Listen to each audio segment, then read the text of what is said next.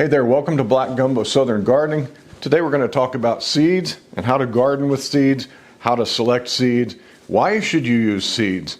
Come along, let's talk all about seeds. I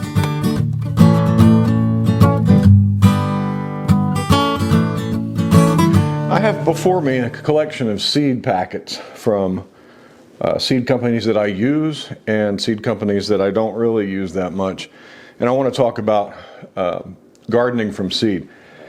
First, we're going to talk about why do people garden from seed? What's the benefit? What's the big deal? Well, first of all, if you shop online or through seed catalogs, you get a greater variety than you could ever get down at the nursery or at your local garden center. There are literally hundreds upon hundreds upon hundreds of varieties of tomatoes and beans and all kinds of varieties of almost everything out there. You can choose varieties that are specialized. You can get diverse varieties of things that you can't get at the store as a start. And yeah, a greater variety is probably the biggest reason to garden from seed. But also, it's cost effective. I mean, a seed packet, even an expensive one, is going to be more cost effective than going to the garden center and buying starts. I mean, you can get dozens upon dozens of plants, sometimes hundreds of plants out of a seed packet, where for the same price or even more, you're going to pay, for one plant at the garden center. That is the second biggest reason, and probably, in some people's mind, that's the best reason to start from seed. Another reason is you get healthier plants because you know what you're putting in the soil, the soil they're going in. You're not putting, you don't know what's going on in the plants you buy at the store, what herbicides, what pesticides, you don't know. But if you're in control starting from seed from the beginning to the end of your plant's lifespan, you know what you've got. Another benefit, especially for seeds that are sown in place, when you direct sow seeds like squash seeds, I direct sow squash, bean seeds, you're going to have a stronger root system because it's going to get off to the start where it has to live right away, and that's a benefit. And then just the satisfaction of growing a seed into a plant and harvesting fruit from it. That's why I started the single seed challenge several years ago, was just to appreciate growing something from a tiny little seed and appreciating all the life. So that's the why of why to buy seeds. So if seed starting appeals to you, gardening from seed appeals to you, how do you select good seeds then? I mean, after all, there's so many different varieties out there. There's the seed packets at the grocery store, there's expensive companies, and everything in between. Well, there's a lot of factors in choosing seeds and varieties to grow in your garden. First of all, you want to choose seeds that are suited to your climate. You want to take a look at the USDA hardiness zone that you live in. If you've been gardening a long time, you know all this, but you want to look for varieties that will grow in your area. There's a lot of tomatoes that I'd like to grow, but they're just not suited for my hot Zone 9B environment. Some of the varieties that come from Russia, like the Black Krim, and some of those darker varieties that are Northern European, they don't do well here. I've got to get varieties that thrive in the heat and can handle a bit of humidity. So yeah, choose seeds suited to your climate. As you shop for seeds, especially online, usually it'll tell you, this is a northern seed, this is a southern seed, this is suited to high humidity. Also, when shopping seeds, you want to determine, am I going to be just an organic seed gardener? Am I going to be an heirloom gardener? Am I going for open pollinated types that I can save seeds from? And a lot of people are afraid of non-GMO, or they're afraid of GMO seeds. Here's the rundown of what these things are. An open pollinated plant means that you can grow, let's take a tomato for example. If it's an open pollinated tomato, that plant will grow. It can get pollinated by any other tomato, but it will always give the same variety. If you save those seeds, you'll always get that variety again. An heirloom is simply an open pollinated plant that has a story or a heritage attached to it. And organic means that they've been the mother plants from which the seed was harvested. It was grown in an organic manner. So then there's hybrid seeds. Hybrids are selected breeding, and usually hybrids, if they're if you save the seeds from a hybrid plant, you can't plant them the next generation and expect to get the same variety. Sometimes you do. I've got a seed, an Edox cherry tomato that I've grown. It's a hybrid, it's a first generation hybrid. I've grown it the next year and got the same thing. But you can't expect that. And there are benefits about hybrids, we'll talk about that later. But GMOs, you're not going to be able to get a GMO seed as a backyard gardener. There's maybe one or two plants that I'm aware of, one or two plants out there that are GMO, that was available briefly until the fact that they were GMO was disclosed, came out. But generally, you have to sign big contracts and agreements, and you have to agree to certain parameters and copyrights. You can't do that as a backyard gardener. So when seed companies say non-GMO, they're just it's just a marketing gag. Another thing about how to buy seeds is grow things that you like to eat. Grow things that you enjoy. A lot of people grow things just because, well, a vegetable garden has to have cucumbers and squash and tomatoes, and it has to have this and that, beans. Well, what if you don't like that stuff? Grow what you like to eat. It'll be so much more enjoyable for you to grow things that you're excited about. When you're looking for seeds, check for disease-resistant varieties. And especially if you're a seasoned gardener, you know what diseases you have to contend with. Around here, we've got powdery mildew. We have not just diseases, but pests also. We have vine borers. And you've got to select seeds that are disease-resistant varieties if you don't want your plants to fail. Sometimes it's not an issue. Sometimes just ignorance is bliss and it works out. But the longer you garden, the more you're going to encounter diseases and viruses and funguses and all kinds of pestilence. And if you get varieties that can thrive through that, then that's a good reason to buy seeds, right? Pay attention to growing times. Some seeds require cooler weather. Some plants will do fine in the summer. Some are spring only. I grow a fall garden here where all my brassicas, radishes, cabbages, all the brassicas, they do well here. They do really well in my backyard. They grow through the winter. And while I can't grow any of that during the spring, or they bolt because our summer comes on quickly like a freight train, and all of a sudden my plants freak out and they want to bolt, which means they want to make seed instead of, stay nice and food-like. So pay attention to growth times.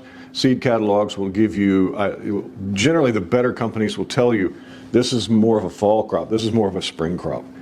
You can buy in bulk if you've got a staple crop and you want to do some crop succession planting. Like say you like beans, you want to be into beans, you can get big seed packets like this one here, and that's got tons of seeds in it that you can keep sowing throughout the season.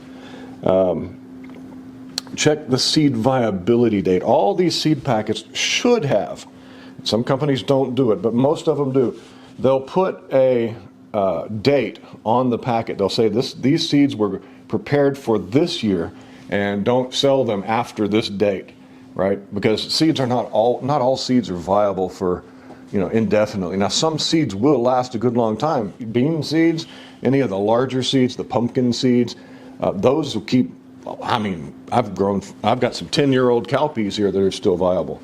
So just check the viability date. Make sure you're not buying an old packet that the store just hauled out to get rid of. Well, so there's the how and why. But how do you choose a good seed company? What do you look for in a seed? There are 1, 2, 3, 4, 5, 6, 7, 8 seed companies represented here, and that's just a drop in the bucket. How do you select a good seed company? Well, first of all, reputation and reviews often tell you, is this a good company? Do a lot of people like this company? Some of these names you've probably heard if you're into gardening. But also, a good seed company will tell you germination rates. Look at this. This is Johnny's Select Seeds. This is a Pantera. It's a pepper. And you can see, maybe you can see, at the bottom they tell you when it was tested and what the germination rate is. This seed is a 98% germination rate, and they tested that in August of 2024. You want to look for good information on the seed packet. Now, some companies don't give you a lot of information on the packet. It's on their website or in their catalog. So, that might influence your choice of a seed company. You want a seed company that carries the stuff you want and has a wide variety. And then you also want a seed company that actually gives you information about how to grow the seeds that you're buying from them. Again, I said earlier that sometimes you'll find that information on the website, and that's always helpful if you can get reviews from other customers. You know, this seed did well for me in Texas. This seed did well for me in Massachusetts, whatever. Wherever you live, you want to find reviews, and that can help influence, am I going to buy this packet from this company? Am I going to go somewhere else? So that's a little bit about choosing a seed company. I want to give you some actual recommendations, seed companies that I do business with and that I find to be helpful, and I want to show you some I don't find very helpful. First of all, I like Baker Creek Heirloom Seeds, rareseeds.com. This is one of the gold standards for seeds. Jer, who owns it, he is all into finding varieties that are wonderful varieties from all across the world. Their website is awesome, and they have tons of different unique varieties plus all the staples every year. They give you good information on the seed packet. They mark it for when it was packed, and as you can see, I'm into cowpeas, and they have just about every kind of cowpea. There's some okra, but any kind of cowpea you can want. Some years they've got a lot of it, some years they don't, because they shop their seeds each year, and each catalog is usually quite different. And this is the best seed catalog to peruse. It is the Baker Creek Heirloom Seed Catalog. You gotta behold it. It's a wonderful, full color, gigantic catalog with lots of articles. Seed Savers Exchange. This is a group of people where you can find some unique varieties sometimes, but you can also contribute to, it's almost like a co-op, but you can just buy seeds from this place if you want. They have unique varieties that sometimes you can't find elsewhere. I like Seed Savers Exchange. Johnny's Select Seeds. This is a professional, this is like a seed company for farmers and professional gardeners, but yeah, their seeds are often a little more expensive. They do hybrids that I really enjoy their seeds because their hybrids are bred for my conditions. I need hybrid tomatoes and peppers that are disease resistant and still taste good. Johnny's has some that are delicious. Now, with a hybrid seed that's kind of difficult to bring into existence, you get fewer seeds for the dollar. And sometimes you're only getting like 15 seeds in a packet that costs you $7. And still, you might think that's crazy, but still remember, that's still a whole lot cheaper than buying the plants in the store. And like I said earlier, if you're into bulk farming, they do sell seeds by the pound and in bigger lots. Johnny's is going to be the bulk of my garden this year. In fact, these are my seeds for this year. I haven't started yet. I'm delaying because we got some freezes in the last 5 years. 3.5 out of the last 5 years, we've had big epic freezes late in the winter. Well, I'm going to wait a little bit. Here's another company. If you want to support my channel, Seeds for Generations is a wonderful family business. They are like-minded in terms of my worldview. I enjoy Seeds for Generations. It is a family that started selling seeds, and recently they lost their entire business to a fire, and they just pulled their bootstraps up and took off, and they're running again. Seeds for Generations. They have a big, wide variety of seeds. They're quality seeds. The back of the packet has nothing on it, but you get all your information you need. And on their website, you can read even more about these particular varieties. If you want to support us and support them, you can use my link down below and go buy from Seeds for Generations. Kitazawa seeds, man. Every packet looks the same, but your information on the back. Kitazawa was a wonderful, well, they're still around, but they've been sold to another seed company that, well, it maybe concerns me. It's no longer a family business, but Kitazawa Seeds sells all kinds of Asian varieties of vegetables that you're not going to find elsewhere. In fact, this bunching onion, Ishikura winter long bunching onion, is one of the staples in my garden, and they grow year-round here. It's just, you want green onions? Get you some of these from Kitazawa Seed. You can get all your Asian greens, your Asian radishes. You can get all kinds of Asian stuff that you're not going to find in any of these other seed companies. Kitazawa Seed, it's worth looking at. The Experimental Farm Network. This is the only place online in the past many years that I've been able to find my very favorite cowpea, the gray speckled palapie. And this was the first cowpea I ever grew. It's very nostalgic to me, and they have them. They also have some varieties of squashes that are suited for my area. They've got all kinds of interesting tropical pumpkins, and they've got a South Anna butternut squash that I've grown that does well here. So yeah, try the Experimental Farm Network. They carry some things that other companies don't. And then I have to mention this company. Unfortunately, I only have one packet to show you. This is a company, Botanical Interests, and I learned about this from Gardener Scott on his channel. This seed packet is a wealth of information. Not only are you getting a bunch of seeds in here, but if you open this packet up, there's full color information on the inside of the packet. Well, I'm not going to open this packet up just to show that, because I'm going to plant these this year and I don't want to spill them all over the table. I already spilt this thing full of beans all over the floor today. I don't want to pick up seeds again.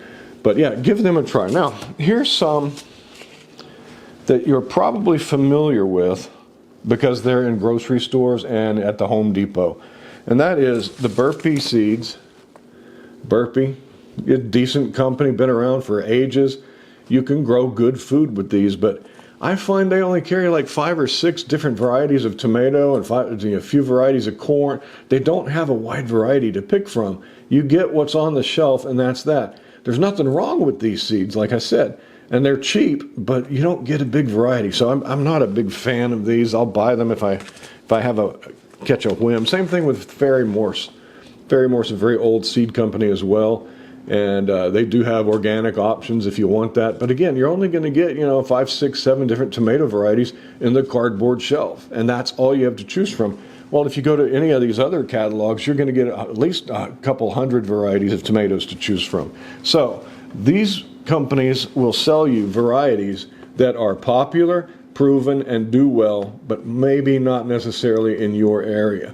But if that's all you got, go for it, because these are viable seeds, and these are good companies. Now, some of these companies that sell seeds at the big box store, they're kind of gimmicky, like this So Easy cucumber seeds.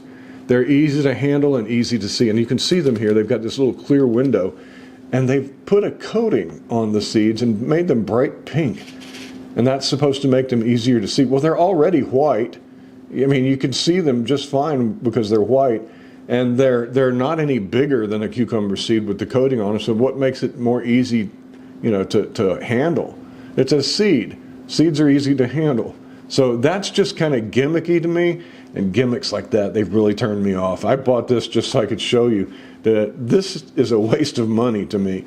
Don't pay an extra premium for a coating on your seed unless it is a coating that is necessary to help that seed grow, like some peas, you've got a coating on them. This is just a gimmick.